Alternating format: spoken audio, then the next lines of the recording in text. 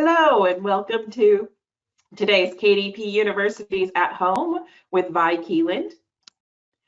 I'm Trisha, and for the past 5 years, I've moved around Amazon's books teams, learning the business so I could share it with authors. Prior to coming to Amazon, I worked as a graphic artist, project manager, and educator. Currently, I'm privileged to work on the KDP University team, helping authors use the KDP website to make the most of their author journey. But we're not here to talk about me. We're all here to talk to Vi. Vi Keeland is a #1 New York Times, Wall Street Journal, and USA Today best-selling romance author.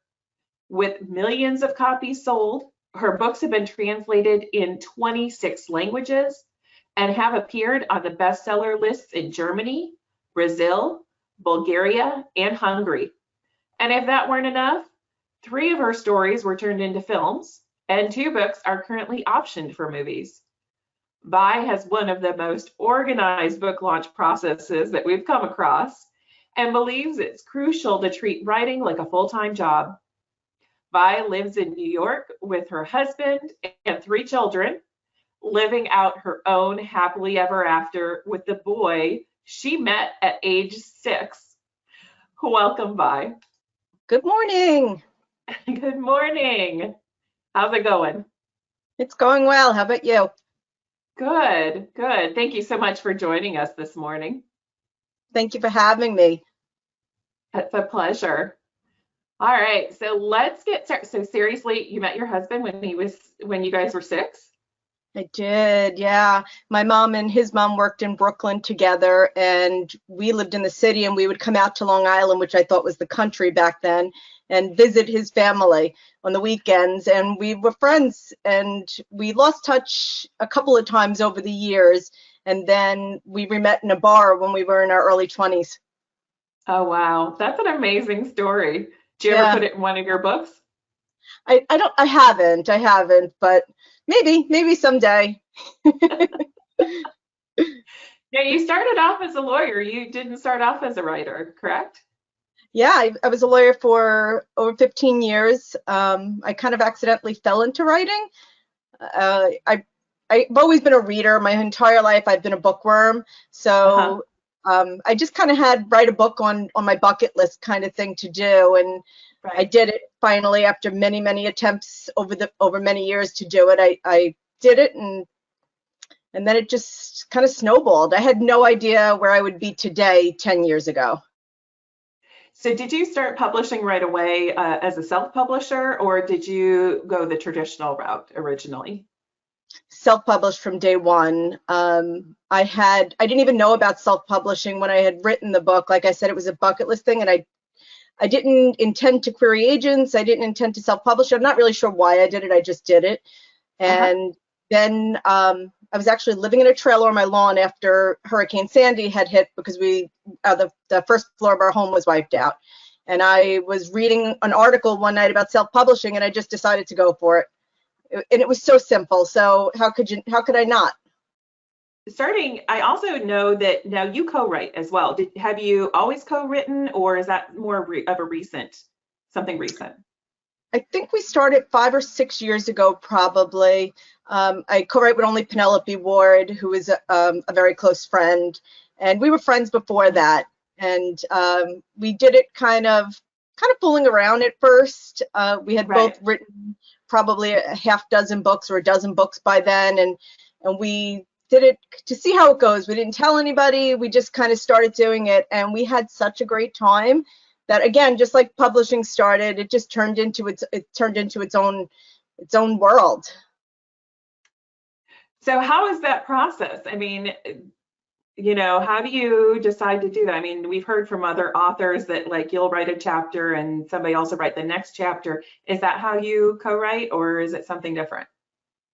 We're not really that structured. That we write one chapter each or something. We kind of just go with the flow. We're actually writing one now. The other day, we set a goal of about 3,000 or 3,500 words every 4 days each, and then we toss it back to each other. So I can literally stop in the middle of a paragraph or at the end of a chapter. and then she can just pick it up from there. If she is on a roll and she writes 5,000, it is what it is. And sometimes I have to say, over the years now, we'll go back and we'll argue over who wrote something because we don't even remember anymore. Our voice has really melded together, and we get confused who wrote what often at times now. Uh-huh. Now, did it start out that way, or did you find that you had to do a lot more editing in the early, when you first started co-writing together? I don't think we really had to do a lot more editing. I think we probably over the years have picked up a lot of each other's voices. One thing that I did have to change originally is she wrote in past tense and I wrote in current tense. And I was writing a solo book at the same time when we were writing our co-write, so I just switched and started writing in past tense. So that was really the only hurdle, and it wasn't very difficult to do.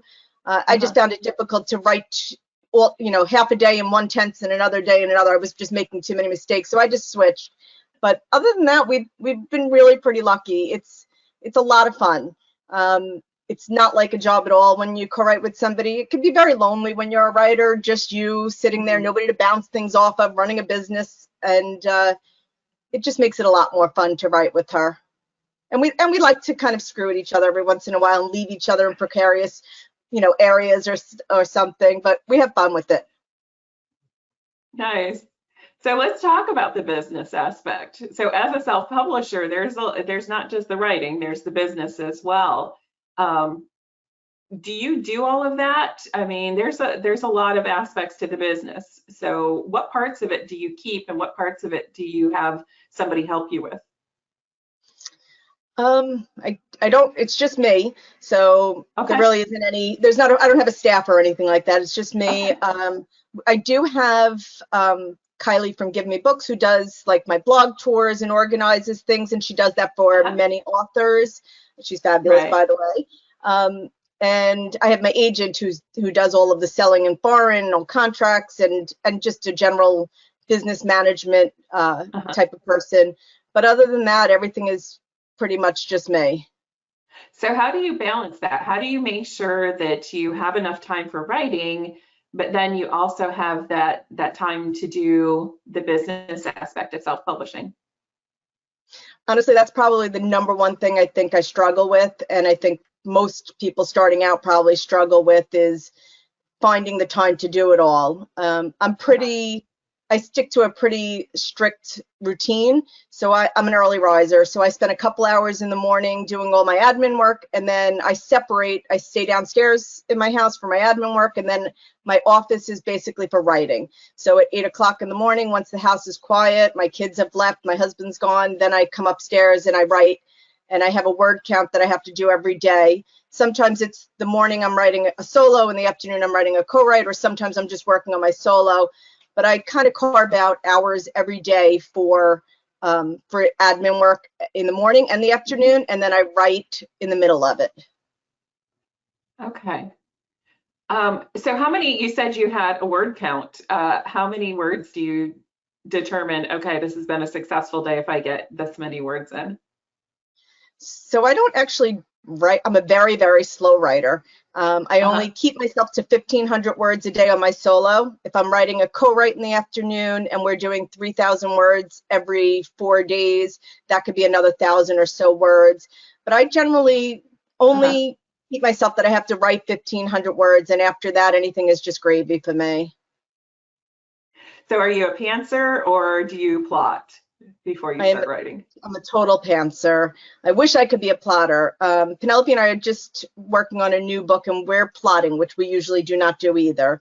And we did a plot, and it makes it so much easier and so much faster when you're writing. I tried once to, in a solo book, to write a plot, spent weeks coming up with the entire plot, and by like chapter 3, I had just veered and was writing something different. So I scrapped that, and now I start once I have my conflict established. I won't start until I know what my conflict is and if there's some kind of a twist going on at some point. So I'll have that in my head, and then I'll know what the meet cute is, and that's about it. And then I just start. So how long does it take? You said you're a slow writer. So how long does it take? How often do you publish? I publish two solo books a year, and we have been doing 2 co-writes a year. So it's the equivalent of writing 3 books a year, which is really the capacity. I think it's my capacity. I always say that if Penelope and I didn't write the 2 co-writes a year, I would not be able to pick up another solo. I just don't have it in me. I can do my 2 solos. I don't think I could push out a 3rd solo, but because the co-writing is so much easier, I'm able to do that. And then, so once you write, do you do your own formatting, and do you do your own covers, or do you have a do you hire that out? No, I definitely hire that out. I have somebody. I find my own cover photos, which takes me god awful long time. But I have a designer who does my covers, who designs the covers once I find the photo. And then I have a formatter who formats them and makes them pretty for paperbacks and stuff. How did you find those people to help you? I'm not even sure how I found them. I'm very involved in the book world. I belong to a lot of book groups. I feel like I don't even have that many friends anymore that are not book world people. So I'm sure that I probably got the people from friends referrals within the book world. I often get people who I don't know that'll just message me and say, I need a cover designer. I noticed you used Summer Stein. Can you tell me a little bit about her and stuff like that? So I think it was probably just me reaching out to a friend. I saw a cover I liked and asked her. But I've been with the same people for a very long time now. Okay. All right, and then once you publish, let's talk about, you have a very extensive pre-release and marketing campaign for your releases. Let's talk a little bit about that. Where do you start? Well, I do live releases, which I don't think many people do anymore. There's not many of us. So I do live releases, and I'm also a wide published author. I think the majority of romance authors these days who are indies are probably Kindle Unlimited. So I think my process may be a little bit different than it might be for somebody who's Kindle Unlimited or somebody who doesn't do a live release. But I start everything about 4 months before the release date. 4 months before I start posting all my signups for bloggers and getting ready for my cover reveal, designing the cover. And then everything really starts publicly 2 months before. So I reveal my cover 2 months before my release. I have a release coming on July 12th. I released the cover on May 13th. I'm very, I keep everything in order. So I release my cover, my title, my synopsis all together. I don't leak anything about the book until cover reveal day. Do that about 2 months before, and I do that with one of the blog tour companies that helps me organize it with all the blogs. So they'll send out all the materials and the HTML and do everything a couple of days before. I also have a mailing list with a few 100,000 people on it, so cover reveal day is a big deal. I send it out to my mailing list, and along with any pre-order links that I may have. And then after that, I guess I do a bunch of administrative things in the 2 month to 1 month window. I set up my Goodreads giveaway. I always do a Goodreads giveaway for a book or two. That'll help me gain some people added to their to be read shelf, add the book. And then I also do the option on Goodreads for a giveaway it's a little more expensive, but the day after your giveaway ends, Goodreads will send an email from you to everyone that didn't win, telling them the book is live, you didn't win, I'm sorry, but, and I get to write a little note to them. So I set up one of those. Then I set up a schedule of all my teasers and videos that are going to get posted all over. I try to alternate different things on different days to all the different social media. I also post my teasers on Goodreads. Where you can leave a review instead of leaving a review for my own book. I post my teasers there, and that gets a lot of action on Goodreads. Let's see what else. I do an excerpt reveal about a week before my book release. So again, it's coordinated with a few hundred bloggers, and usually I'll do like chapter 1 or a short excerpt. And that gets posted all over social media and blogs. And also in my reader group, I have a reading group, Buys Violets, and everything gets posted in there. And then over the next few weeks, as I'm getting closer to release day, I I prep everything. My mailing list. I have a text list. My last book, I set up a buddy read. So I had a few hundred people that signed up for a buddy read, and then I grouped them into small groups and made questions for them. Trying to think what else I do. And then I think that's probably the majority of it. And then of course, on release day, everything gets sent out to mailing lists and text and all social media and stuff. It's very time consuming. Right, I was going to say, I'm sitting here trying to process the amount of time that it must take to do all of that. Do you have like a checklist or, some a process you've got written down somewhere where you just like boom, boom, boom, boom, or is it? I do, because I'm pretty forgetful these days. So I definitely do. And I actually cross it off and print it out with every release. And then I unfortunately, I find that every release I add things to it. Like recently I joined TikTok. So now I have to come up with something for TikTok. And instead of getting shorter and more concise, it's getting longer these days. Right. So what social media platforms are you on? TikTok? I'm on, the number one for me is I have a group, Vi's Violets, on Facebook. And that's like my number one source of interacting with people. I feel like I know a lot of the people in there. It's been around for years. So I'm on Facebook. I am mostly with my group. I'm on Instagram. I'm on Twitter, TikTok, Goodreads. Just about any place that I can be, I go. It's not my favorite thing to do. I do love interacting in Vi's Violets because it's typing and not videos. I don't love TikToks because I'm not a big self-promotion video person of myself. I don't mind talking about my books, but me doing goofy things, it's not me. Right. But I do it. Yeah.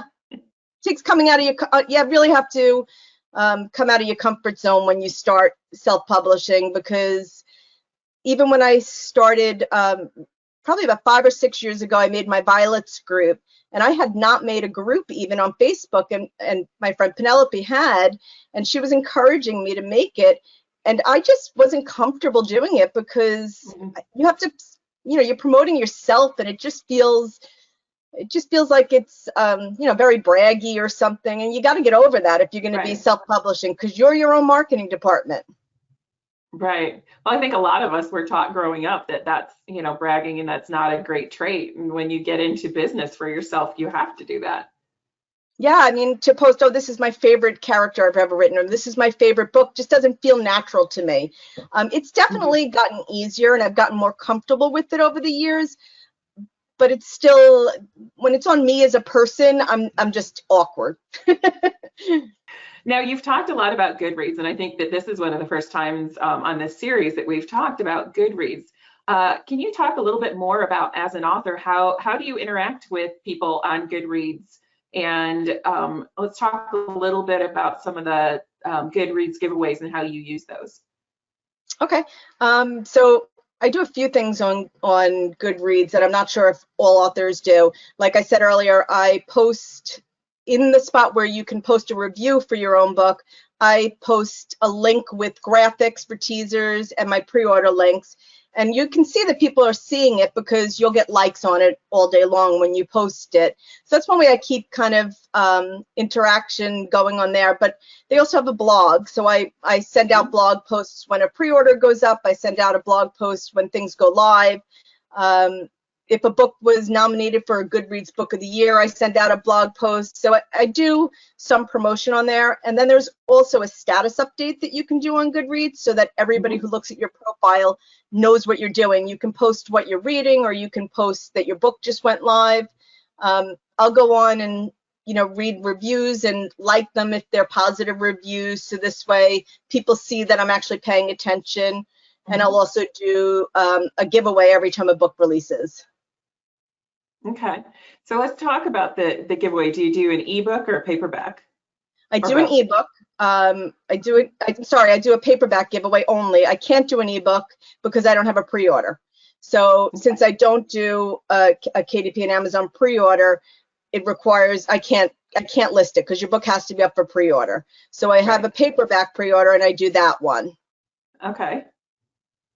Do you find that helps build? Because for those of you who don't know about Goodreads, is people shelve the book as a want to read, and then that builds on itself, because then the individuals that are following them also get notification. So it's amplifying their voice. Do you find that it's really successful for you to increase your following or your readers?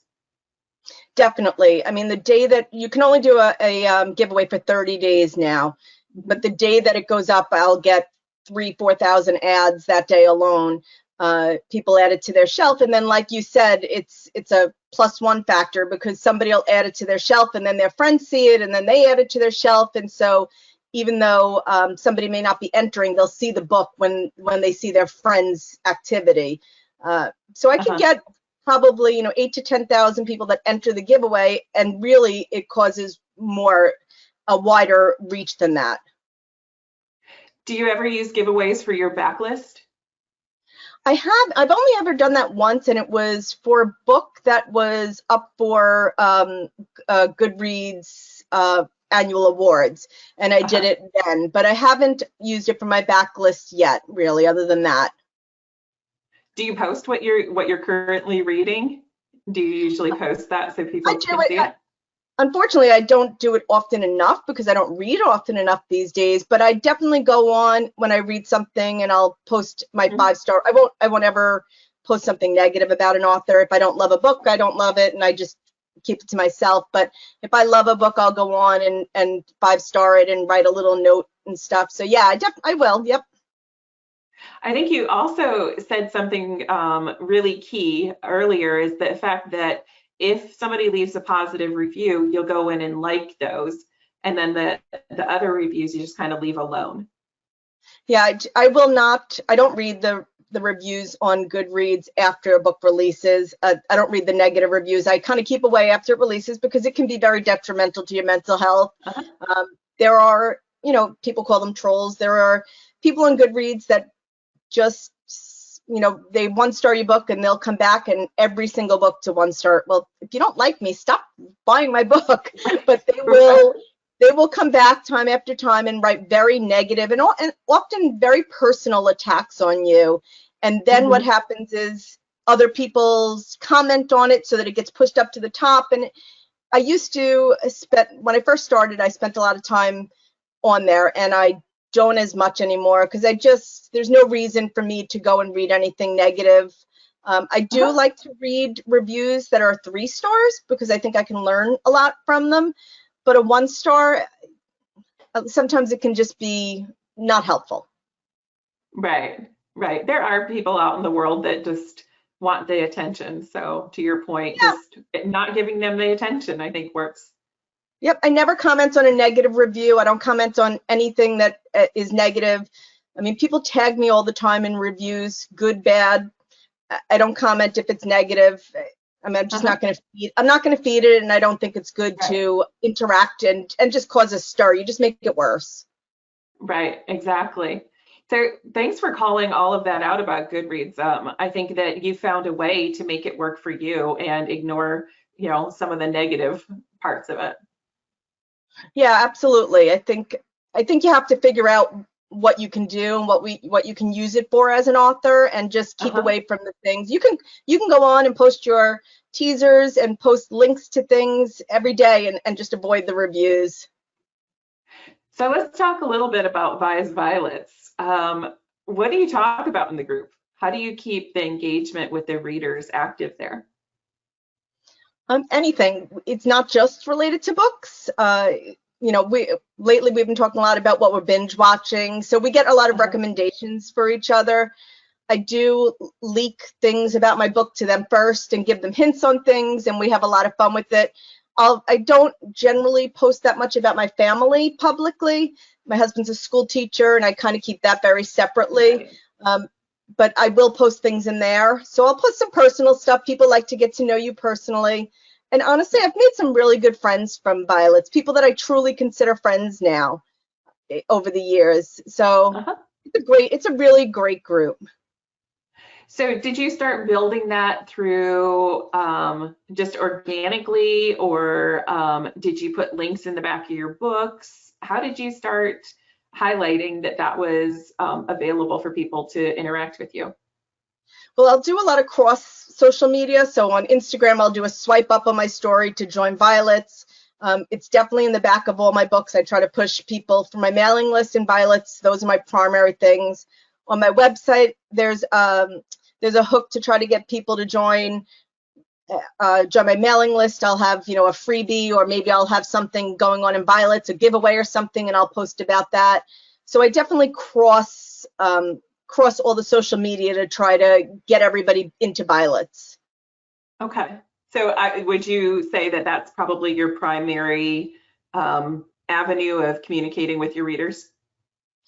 Mailing list and Violets and text messaging. Those are the only ways I can. And even lately, Facebook has been a little stingy on the reach in your group, so it becomes a little bit harder. It's a little bit more tricky. Sometimes you have to post without links. Sometimes you have to post things and do a survey. You have to use different methods in order to get your posts seen these days. But I would say my mailing list and my text and Violets are my three. I wouldn't have a launch without them. I really wouldn't. So let's talk about your newsletter. How did you build your newsletter following? From day one. So it's been 9 years now, I guess, 9 years in the making. I always have, the first thing at the end of my book is always a mailing list link to try to get people to join my mailing list. And I'll do all different things to try to get them. I'll put a short story at the back of it, or I'll put a bonus scene if I have it to the book that they just read. I've done different things. I've done a song. One of our books was about a musician, and we had somebody create a song from the musician that was in the book. So we put a link to that in the back of the book. I had one character, a hero, who liked to sketch, dirty art about the heroine because they were adversaries. And I had an artist create all the dirty artwork that was present in he made her a superhero, and it was a little obscene. So I had a link that took you to that. So I always try to give a little bit of a carrot at the back of the book. And that's where the majority of my readers come from. But I also have on my website, as soon as there's a couple of places that I try to get people to join my mailing list. They can get a free audio. I got to have a pop-up on my website that encourages people to join. Again, I also cross it with everything. I also do, at the end of each year, I do a Christmas anthology of all new short stories. I coordinate it with 5 other authors usually, and we all send out to our mailing lists and post on social media. And in order to get the 6 Christmas short stories, you have to sign up for our mailing list. So that'll also give me a nice new group of people to be able to reach. So how often do you send to your mailing list? Do you do it Actually, weekly, not that monthly, often. or just with new releases? New releases and cover reveals, usually. I don't do that many sales. So if I do a sale maybe once every year or 18 months, I'll send that as well. I know different people do it differently. I hear people say that it's more productive to do it every other week, or they send a weekly. I just don't. I feel like when people see an email from me, because I send so few of them, it's a signal that there's something new, there's something exciting that happened. And so I really limit what I'm sending to my mailing list. I know a lot of authors also, send other authors books every week and stuff, and I just I've never done it. I stick to kind of what's worked for me. Right. And that's a great call out, is that, you have to do what works for you, and it's not going to be the same for all authors. Yeah, absolutely. I mean, just by the type of book that you write, whether you're new adult or you're contemporary romance, whether you're Kindle Unlimited or you're not Kindle Unlimited, everything that works for you is not going to work for everybody else. I think one of the things that a new author sometimes does that is kind of a little bit of a trap is they go to Kindle, they go to the Amazon charts and they look at what's doing really well, and they assume because they see a book based on a genre, a stepbrother book. They assume that a stepbrother book is the hot book, but you don't really know what's going on underneath that. That person could be investing a lot of money into advertising. That person could be, Kindle Unlimited. So it has to be for you. You have to figure out what works for you. Yes, by kind of looking at what everybody else does, but you need to figure out what works for you eventually. Mm-hmm. All right, so we've got a lot of questions that are coming in. So if you're okay with it, let's switch to those questions. Sure. All right. So you have a couple of books that have been made into movies, correct? I have 3 short stories that were made into movies by Passionflix, and then I have two books that are currently optioned, not with Passionflix, with other entities. Do you write your own screenplays, or is that handled by someone else? No, I honestly, there's not much more that I could take on. The day is full enough. I work 5 o'clock in the morning. I start every day, and I work straight through till 5 o'clock at night. So, I think you have to know when to hire an expert. Passionflix has their own writers that they hire, and the companies that I've optioned with, the production companies that I've optioned with, the same thing. They hire their own experts to do it. Now, you're published in several different countries. Do you handle any of that? You said you had agent. Does she handle all of that? Yep. I have Kimberly Brower from Brower Lit, and I'm in 26 different languages currently, and I wouldn't be without her. In the beginning, before Kimberly, I did have people that would reach out to me directly, and I still do from time to time. I'll get a publisher in a country that reaches out to me, but I just forward it to Kimberly, and she takes it from there because she does the contract work and everything else. She handles all of my foreign. I also have games these days, so she handles the gaming. She handles the movie options, anything except for self-publishing. I had published books with Montlake. She handled that. She handles everything, all the business end of things. Okay. So we have a question. You mentioned buddy reads for your new releases. What's a buddy read?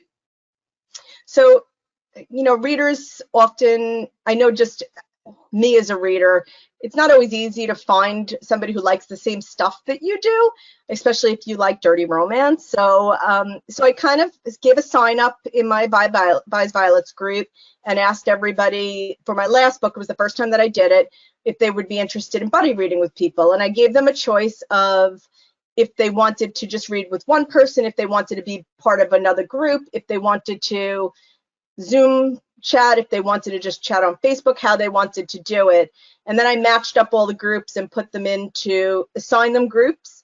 And then I made discussion questions to facilitate. Oh, that's fascinating. I think that's the first time I've heard that, but because it's usually a kind of a solo process. Yeah, and you know what? We all like to talk. I love to talk about books. I love talking about books that I love. So I think it made. I heard from quite a few people that it gave them a friend now in the book world, and so they are recommending. They didn't know this person before, and now they're not necessarily recommending mine, but they're recommending other authors and books, and it gives them a friend with a common hobby. Right. So we have a question about your cover pictures. You said you picked those. Do you actually do photo shoots, or do you use stock photography?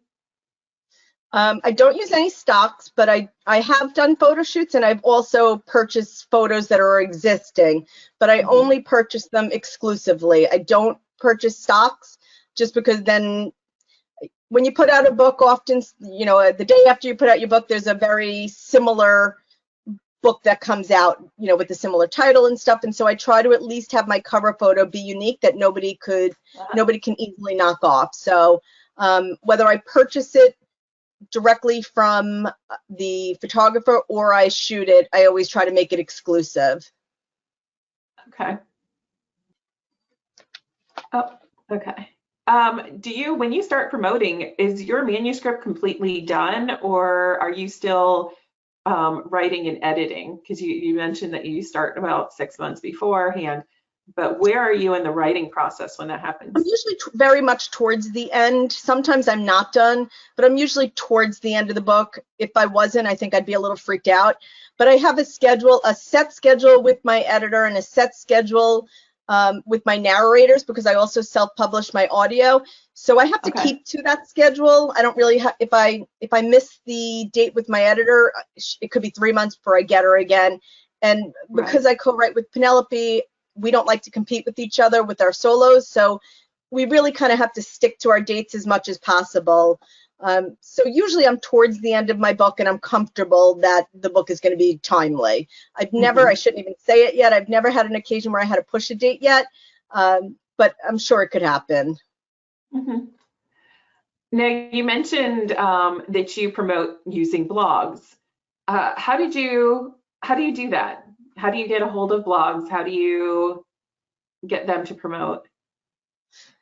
Well, when I first started, because I'm sure some people that are watching are just starting out, when I first started, it was very difficult. It was a tedious thing. I sent them all. I researched what the more popular romance blogs were, and most of them didn't want to talk to me when I first started. So I researched blogs and I reached out individually to them and sent them notes. If somebody read a book, or again, Goodreads, I seem to use Goodreads a lot. I would go to Goodreads, and if I saw a blogger rated my book, then I would go and reach out to them and say, hey, I noticed you saw my book. Would you want to read an advanced review copy? I established a lot of relationships early on, a little bit at a time over the last 10 years. Now I have Give Me Books, which is one of the there are a few blog tour companies, and they handle it all. So they make the Google sign up form and they send it out to their master list. I maintain a master list of about 2,500 blogs on my own mailing list, and I send out things to them. I also have a list of blogs that are kind of signed up to be auto promoters. So I have a list of a few hundred that they don't have to sign up anymore. They just automatically get everything of mine, whether it's a cover reveal or a release. They get the whole packet of information. So if you're starting out today, I would definitely use one of the blog tour companies to help you establish those relationships, because it's very difficult to get it on your own. When you're first starting, nobody, they're wary of promoting somebody they haven't read. So if you can go with one of the blog tour companies, which of course it is an expense to use, but if you can you can get one of them to work with you, at least you'll get some blogs helping you promote. How do you use the push notifications or text messages? So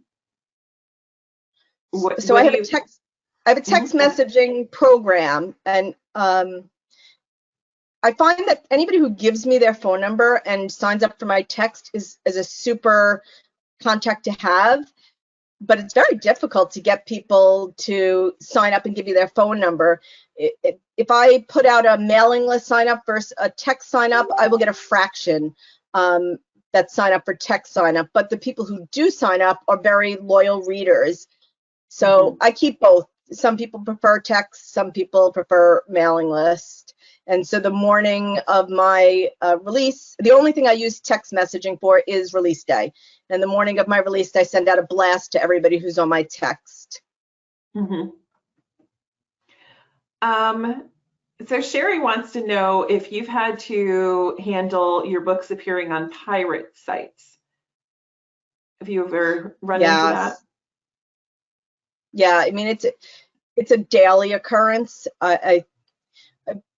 If I was able, I'm not able to kind of get them all. I'm not. It's like playing whack-a-mole. I whack 10 out in the morning and 20 are up by the end of the day. I focus on the ones that are selling my book, because not only do people pirate it and put it free up on a site, there are people who just have a lot of nerve and take your book and sell it. So I focus on them doing takedown requests. It's a cumbersome process to get your book taken down. And I focus also on audio, because YouTube is just an awful place for audiobooks. A day or two after my books are released, because again, I self-publish all my audio, so I pay for the narration and I pay for all the production. And a day or two after it comes out, somebody will put it up on on YouTube, and it'll have 20, 30,000 watches on it in a day or two. So I focus on getting those removed because, again, that's something that costs me even more than an ebook. But the ebooks I just can't keep up with, to be honest. Mm-hmm. How much does that impact your business? You know, I don't really know. It's hard to quantify because if somebody, you know, if you make $4 in an audio book and 30,000 people watch it in the first 48 hours, you'd like to think you lost 120,000, but I think a lot of those people are just not ever going to buy a book. If my book wasn't there, they would steal somebody else's. So I'm not really sure. I'm not really sure how it impacts. You know, on the other hand, there is a chance that by having the audiobook on there, that you may find a new reader who. Right. It's very interesting because in Violets, every once in a while I'll have somebody post that they loved my audiobook. They found it on YouTube. They're not being crass about it. They don't even realize a lot of times. I'm like, that's not me putting it up for free on YouTube. So, you know, sometimes it's those type of readers who find you that way. They may become a reader as well. So I guess it goes both ways. So when did you decide that hiring an agent was key? So how long into the self-publishing did you decide, okay, I need an agent at this point? My first year. I had an agent. At the time, agents were not doing foreign only. You had to sell traditionally, and in order for them to sell you foreign. So I parted ways with my initial agent because she did not want to, we couldn't find a deal that I was happy with in the US, and so she wasn't going to sell my foreign rights. And as self-published authors became more popular, foreign publishing companies wanted some of the books.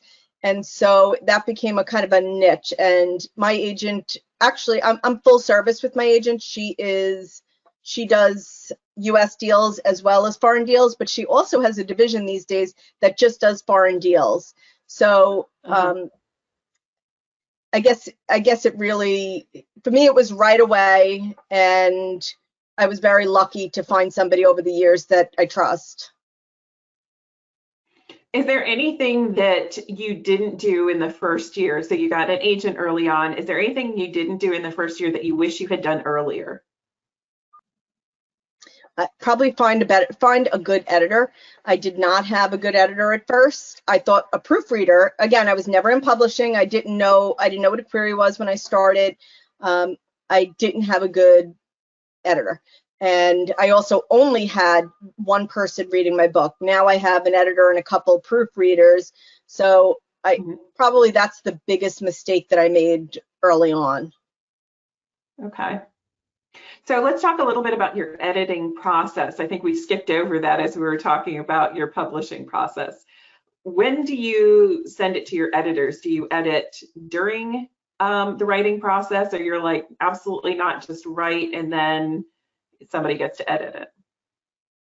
Yeah, I don't send it until it's completely done. I don't use beta readers, and so the first person to read my book is my editor, and she doesn't get it until I'm completely done. And then we go through the editing process together before it goes to a couple of proofreaders. But I tried once to use beta readers. I know a lot of people do use them and are very happy with them.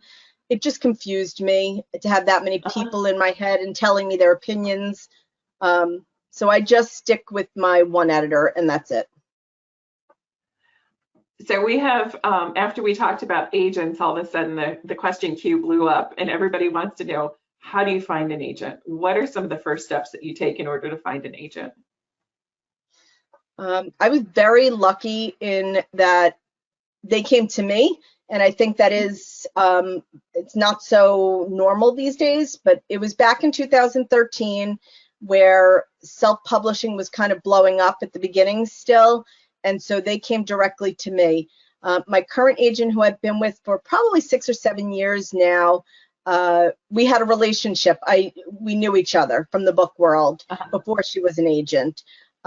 So it was an easy progression to move to her. But Right. you know, the process is you have to query, and you have to query. You have to send a query letter. You have to have your book ready. You have to follow their process on their website. Even if you go to Kimberly's website, you'll see whether she's open or not to queries. And if she is, then she has a very detailed process, what you should send her and what needs to be in the cover letter. And I've actually had Kimberly speak in a group I'm part of. And so I know from listening to her answer this question that she always says the number one thing is follow her procedure. If you don't follow her procedure, she knows you're gonna be difficult to work with. So each agent has their own query process that's on their website, so you can go to each website and see what they're open to, and also look what each agent is listed for, what they're looking for is usually on there, and just see who might be a good match for you beforehand. Mm-hmm. And definitely speak to a lot of authors. I reached out and got referrals before joining my first agent. I had a couple of agents contact me, and I wound up not going with the largest agency that contacted me from the referrals and from the conversations. Other authors are always usually very open to talk with you about their experiences. Mm-hmm. Well, you kind of read my mind, because my follow-up question was going to be about how you built that community. How did you find the authors you wanted to surround yourself with? Do you go to conferences? Did you find them on social media? It's mostly social media. I worked full-time up until 3.5 years ago. So I never showed my face for the first 5 or 6 years of my career. I had made the New York Times before I ever showed my face. Matter of fact, I hit #1 on the New York Times, and I had never shown my face yet. So I didn't go to signings. I didn't post myself. So I made most of my relationships just on social media. And I think a lot of my relationships are the people I came up with, the people who I started around the same time. We were all kind of lost. Penelope Ward, for example, we were in a box set together. 6 authors. I actually had coordinated it. I think it was back in 2014, maybe. I coordinated a box set for Visibility with 5 other authors to put out for 99¢. We actually hit USA Today with that list, and that's how I became friends with a couple of the authors. And we had a chat string where we would just discuss things in general, and then my friendship with Penelope moved to a single chat.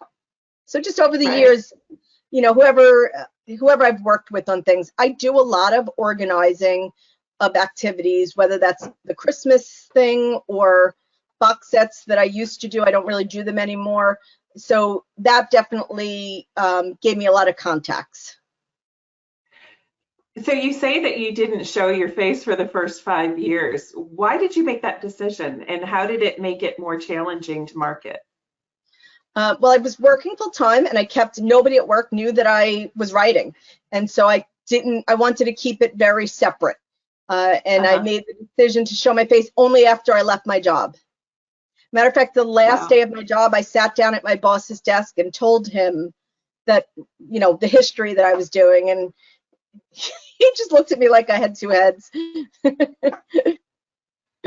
So did that make it more challenging to do any marketing, or not really? What did you use instead of your, like, on your author page on Amazon? Did you have a logo? I just had my book cover. I just had my book cover. I think it was a little bit harder to make author relationships because people didn't trust that I was not another author pretending to be somebody else. So I think in that respect, it definitely was a little bit harder, but it didn't really seem to make that much of a difference with readers, because I mean, once you hit publish on KDP and you get your book on Amazon, readers don't know. Most readers don't even know if you're self-published or traditionally published anymore. All right. If you had to pick out one best practice, if somebody wanted to start co-writing books, what is one best practice that you're like, you absolutely have to do this? I don't know. We've been very lucky. I guess just set a schedule and stick to it. But that's my kind of thing for everything. You know, when you're writing a book or you're trying to grow your social media, if your goal is 50,000 Instagram or 90,000 words of a book, it's very overwhelming to look at. So I break everything down into, I set my goals for the year and then I break it down into monthly. And then every first of the month, I see where I am, like how many Instagrams did I have? I was supposed to get 1,200 new ones. How many mailing list people did I have? How many words did I write? So, I mean, I think that holds true in every aspect of publishing. You need to, everything's overwhelming. You need to just break it down into small pieces and write in small pieces and go after your social media followers in small pieces. So the publishing in other markets, so in English, you can do the newsletter and you can do the social media, organic social media. How do you do that for the foreign markets? Are you able to, or how does that work? I don't. I do have a French mailing list, and I belong to a couple of authors that have a nice following in German. We have a Facebook group together, but for the most part, I don't do a lot of marketing. I've traveled to a couple of countries and done signings there. So if the publisher asks me to do something, I'm absolutely on board as much as I can. Matter of fact, this afternoon I have to do a live for Poland. So I will do whatever they ask me to, but I don't drive that train. Whatever they ask me to, I'll do. But for the most part, I'm not building a mailing list or any of that. Do you think that that impacts your ability to sell successfully in those markets, or not really? Honestly, I feel like they're the expert in their market. I'm not. I don't, you know, especially in, you know, like Macedonia or whatever smaller market, you can't be an expert in everything. You have to just pick the right publisher who you think is going to represent your books the way you want it to be represented, your branding, and does good marketing. You really got to look at the publishers a bit. You mentioned games earlier, so that you had movies and some games. Talk about the games a little bit. How do you take a romance novel and turn it into a game? That's been a really interesting process. So I didn't even know about games a couple of years ago, and they do really well. They animate the books. So they take your book and they do all the work, the gaming company. They take your book and they turn it into chapters, maybe 20 chapters of a 40 book, and they have to chop out of a lot of it, and it's all animated and it's a whole new script. And every 3 chapters they write, I get to review and edit and make comments on, but they write the script, I just edit it. It's a learning process together, I think. Sometimes you know, they change your voice as they're editing.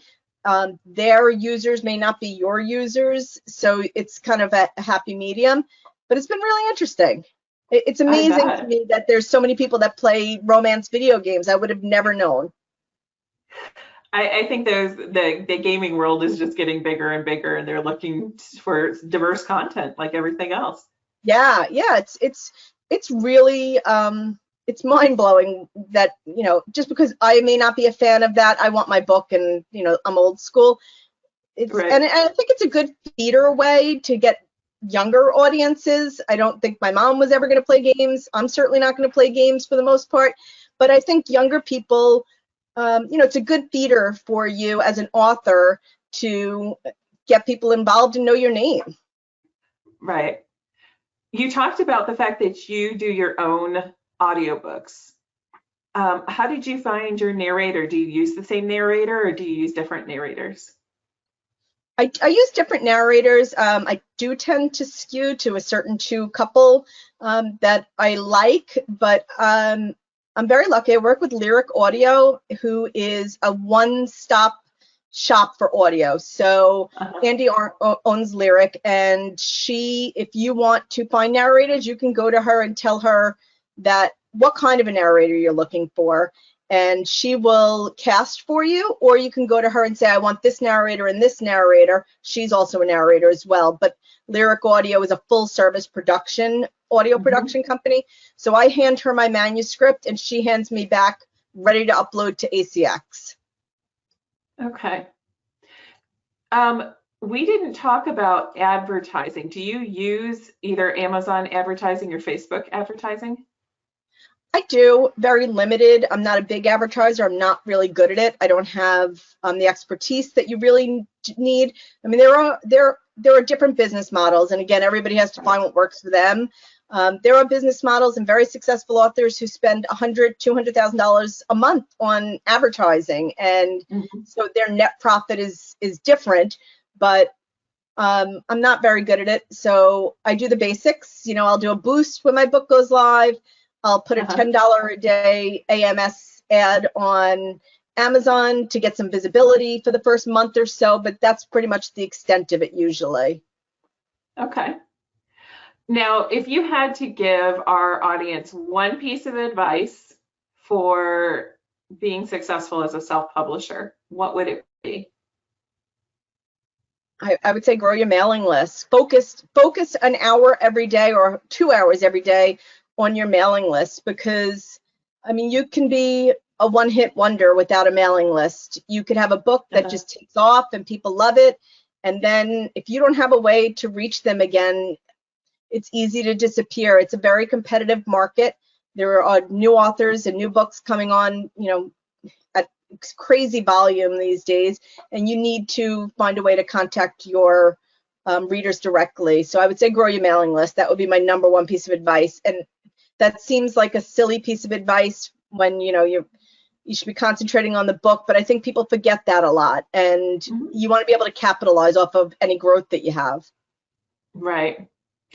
So if people that are listening today want to get a hold of you, how can they reach you? Email, it's my name, ViKeeland@gmail.com, or join Vi's Violets, and you know, you can post in there, or you can also hit me up on Facebook. I have a verified Facebook account, so because I've had a bunch of fraudulent ones lately, so you should see my little check mark, and then you can message me there. I don't have I usually don't have any friend spots because they only let you have a certain amount of friends. So sometimes that makes it difficult for people to reach me because it'll get buried in spam if we're not friends. So email is usually the best. Okay. Well, thank you so much for joining us today. We're totally out of time. That was a very quick hour. It was. I feel like we could do this for hours. I'm game. Thank you very much for having me. Oh, you're more than welcome. All right, everybody. Thank you so much for joining us today. And as always, happy publishing. Thank you.